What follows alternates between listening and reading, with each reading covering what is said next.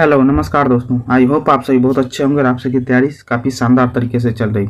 आज हम लोग करने वाले हैं PYQ सीरीज का नेक्स्ट पार्ट। इससे पहले काफ़ी सारे पार्ट्स आ चुके हैं जो कि आपके बिहार से जुड़े हुए जितने भी एग्जाम्स हैं उसके लिए बहुत ज़्यादा इंपॉर्टेंट है। आप चाहे बिहार पुलिस का एग्ज़ाम दे रहे हो, बिहार पुलिस का एग्ज़ाम्स दो या BPSC का एग्ज़ाम्स दो, ठीक है, या बिहार SI का एग्ज़ाम्स दो, जो आने वाला बिहार SSC है उसके लिए दो।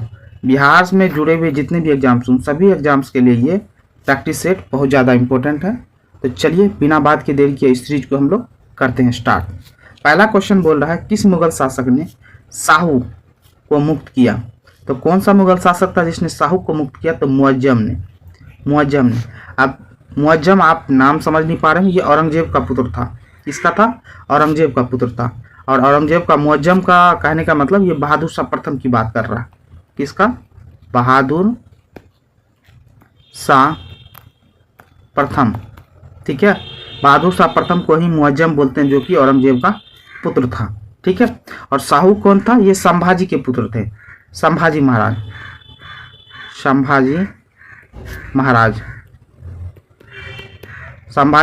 के पुत्र थे। या एक तरीके से समझ जाओ तो साहू जी थे ना, छत्रपति शिवाजी महाराज के पौत्र थे।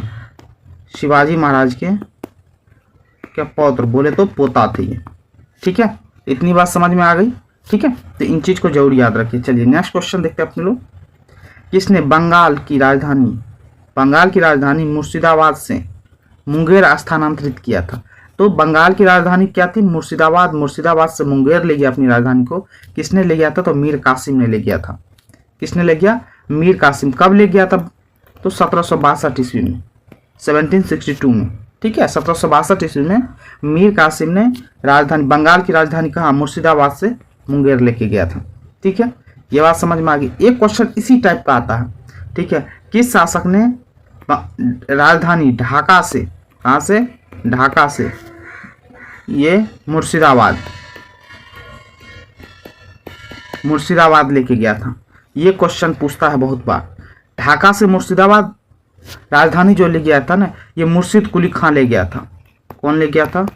मुर्शिद कुली खां, ठीक है। याद रखना, मुर्शिद कुली खान ले गया था। ये कब ले गया था? 1704 ईस्वी में, ठीक है। ये दोनों क्वेश्चन काफी मिलता जुलता है क्योंकि दोनों में क्या है? मुर्शिदाबाद। तो क्वेश्चन में हमेशा क्या बोलते हैं, मिसकंसेप्शन रहता है, तो इसलिए आपको हम बता दिए, ठीक है। ढाका से मुर्शिदाबाद कौन ले गया? मुर्शिद कुली खां। और मुर्शिदाबाद से मुंगेर ले गया कौन? मीर कासिम, ठीक है। चलिए नेक्स्ट है, मुगल और मेवाड़ के बीच में, मुगल और मेवाड़ के बीच संधि कब हुई थी? तो मुगल और मेवाड़ के बीच संधि हुई थी कब? 1615 ईस्वी में। कब? 1615 ईस्वी में। अब उस समय बोलेगा तो मेवाड़ के राजा कौन थे? तो मेवाड़ के राजा थे महाराणा अमर सिंह। महाराजा कौन? अमर सिंह। ये राजा कौन थे? तो महाराजा अमर सिंह थे मेवाड़ के राजा। और मुगल उस समय मुगल के शासक कौन थे? तो जहांगीर थे। कौन? जहांगीर, ठीक है। दोनों का नाम जरूर याद रखिएगा, पूछ लेगा। मुगल और मेवाड़ के बीच में जो संधि हुई थी उसमें शासक कौन कौन थे? तो मेवाड़ की तरफ से अमर सिंह थे, मुगल की तरफ से जहांगीर थे। हुआ कब था? 1615 ईस्वी में। चलिए नेक्स्ट देखते हैं। अलीपुर किसका है? अलीपुर की संधि का संबंध किससे है? तो अलीपुर की संधि का संबंध किससे है? तो ईस्ट इंडिया कंपनी और सिराजुद्दौला के साथ है। कहने का मतलब ईस्ट इंडिया कंपनी और सिराजुद्दौला का संबंध जो है ना अलीपुर संधि से है, ठीक है। और ये हुआ कब था संधि? तो याद रखिएगा 9 फरवरी को, 9 फरवरी 1757, ठीक है। 1757 का युद्ध जब लड़ा गया था प्लासी का, ठीक है, उसके बाद की ये संधि है। इसी अलीपुर की संधि को ही समझिए कलकत्ता की संधि भी बोला जाता है, ठीक है। तो ये भी बात याद रखना। चलिए नेक्स्ट देखते हैं। रुद्रदामन से संबंधित कौन सा अभिलेख है? तो रुद्रदामन से संबंधित कौन सा अभिलेख है? तो जूनागढ़ अभिलेख। जूनागढ़ अभिलेख जो है ना रुद्रदामन से संबंधित है। अब देखो जूनागढ़ अभिलेख में यह है कहाँ पे? गिरनार, ठीक है, गिरनार में। दूसरी बात आपके लिए जानने वाली बात है, ये जूनागढ़ अभिलेख से क्या चीज का उल्लेख मिलता है? तो याद रखिएगा सुदर्शन झील जो है ना, सुदर्शन झील के किसका पुनर्निर्माण की पुनर्निर्माण का उल्लेख मिलता है। ये बात याद रखिएगा जूनागढ़ अभिलेख के बारे में। ठीक है, चलिए। और कौन से शासक ने किया था स्वसन झील का पुनर्निर्माण? तो रुद्रदामन ने किया था। ठीक है, तो ये चीज आपको याद रखनी है। चलिए नेक्स्ट, मंगल पांडे का संबंध किस इन्फेंट्री से था? ये बहुत बार क्वेश्चन पूछा जा चुका है। 34 NI से संबंधित था।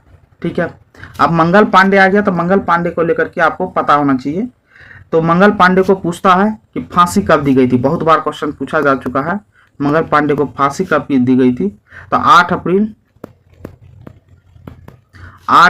1857 को। ठीक है, 8 अप्रैल 1857 को मंगल पांडे को फांसी दी गई थी। और ये कौन से इन्फेंट्री से संबंधित था? 34 NI से संबंधित था। ठीक है, चलिए नेक्स्ट देखते हैं अपने लोग। सांप्रदायिक निर्वाचक कैसा है? सांप्रदायिक निर्वाचक का जनक किसे माना जाता है? तो सांप्रदायिक निर्वाचक का जनक माना जाता है किसको? लॉर्ड मिंटो को। ठीक है, लॉर्ड मिंटो को। नेक्स्ट है जगोटा त्रिकोण। याद रखना, ये बहुत इंपॉर्टेंट क्वेश्चन है। जगोटा त्रिकोण का संबंध किस देश से है संबंधित? कौन कौन सा है, मतलब कौन कौन सा देश संबंधित है जगोटा त्रिकोण से? तो दक्षिण कोरिया, वियतनाम और जापान। ये याद रखिएगा, पूर्वी एशियाई देश हैं तीनों के तीनों। क्वेश्चन पूछ लेगा ऐसे करके, पूर्वी बोलेगा कि किन पूर्वी एशियाई देशों का संबंध जगोटा त्रिकोण से है? तो याद रखिएगा, दक्षिण कोरिया, वियतनाम और जापान क्या है? पूर्वी एशियाई देश है जिनका संबंध है किससे? जगोटा त्रिकोण से। चलिए नेक्स्ट देखते हैं हम। बांधवगढ़ अभ्यारण्य मध्य प्रदेश में, ये बात तो आपको पता है। तो मेलघाट अभ्यारण्य कहाँ है? तो मेलघाट अभ्यारण्य कहाँ है? महाराष्ट्र में। इस प्रश्न में आपको दो चीज बात पता चलेगी। बांधवगढ़ अभ्यारण्य कहाँ? मध्य प्रदेश में। तो मेलघाट अभ्यारण्य कहाँ है? महाराष्ट्र में। कुछ कुछ अभ्यारण्य है जो आपको जानना बहुत जरूरी है। एक है Jim Corbett national park. Jim Corbett कहाँ पे? ये तो ये उत्तराखंड में। ये आपको याद रखनी है, एग्जाम्स में बहुत बार पूछे जाते हैं। रणथंभौर कहाँ पे है? राजस्थान में, आपको याद रखनी है। काजीरंगा राष्ट्रीय उद्यान, काजीरंगा आसाम में है। ठीक है, हेमिस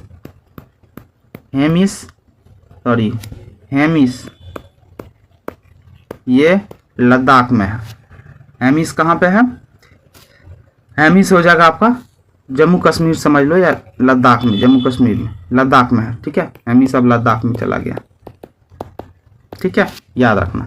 ठीक है, चलिए नेक्स्ट क्वेश्चन देखते हैं। दूधसागर जलप्रपात और कहाँ स्थित है? तो दूधसागर जलप्रपात कहाँ है? गोवा में स्थित है। और दूधसागर जलप्रपात के बारे में किस नदी पे है? तो ये क्वेश्चन पूछता है। मांडवी नदी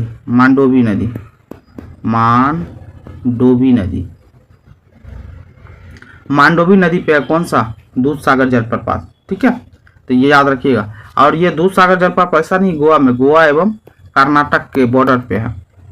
ठीक है, यदि मान लीजिए ऑप्शन में नहीं है गोवा या कर्नाटक है तो जो भी हो उसमें मार दो, लेकिन उस हिसाब से गोवा और कर्नाटक के बॉर्डर पे है तो गोवा में भी बोल सकते, कर्नाटक में भी दूधसागर जलप्रपात है। ठीक है, चलिए कर्नाटक और महाराष्ट्र में अवस्थित पश्चिमी घाट को क्या कहते हैं? तो कर्नाटक और महाराष्ट्र में अवस्थित पश्चिमी घाट को सह्याद्री बोलते हैं। क्या बोलते हैं?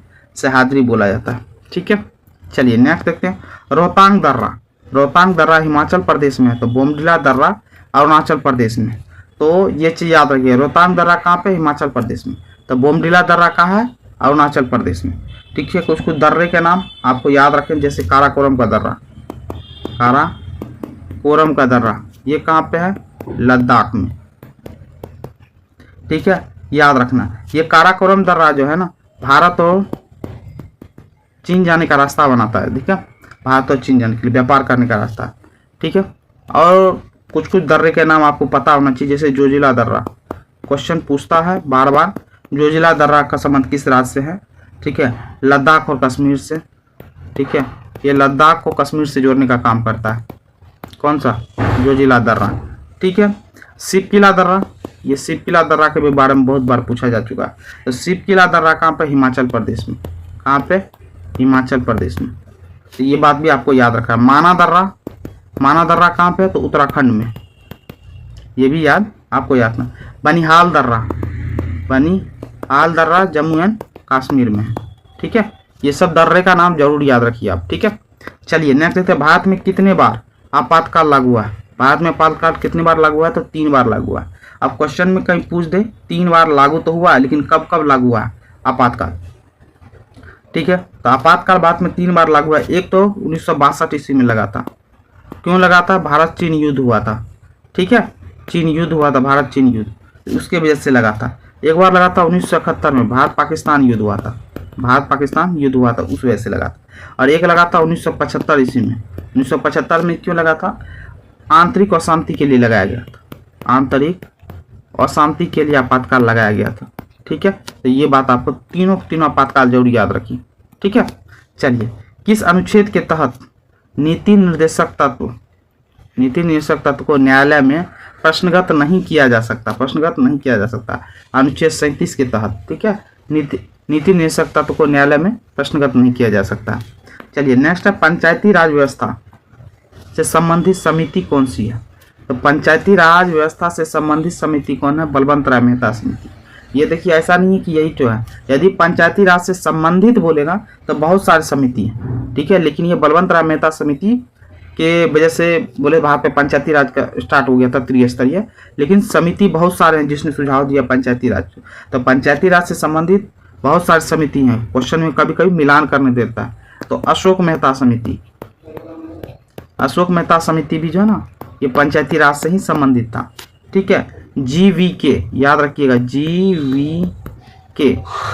GVK राव समिति, ठीक है, ये भी पंचायती राज से संबंधित है। हनुमंतराव, कौन सा, हनुमंतराव समिति किससे संबंधित है, हनुमंतराव समिति। एक है ML सिंघवी समिति, ML सिंघवी समिति। ये सब के सब क्या पंचायती राज से संबंधित है, और आप इनके नाम जरूर याद रखिए।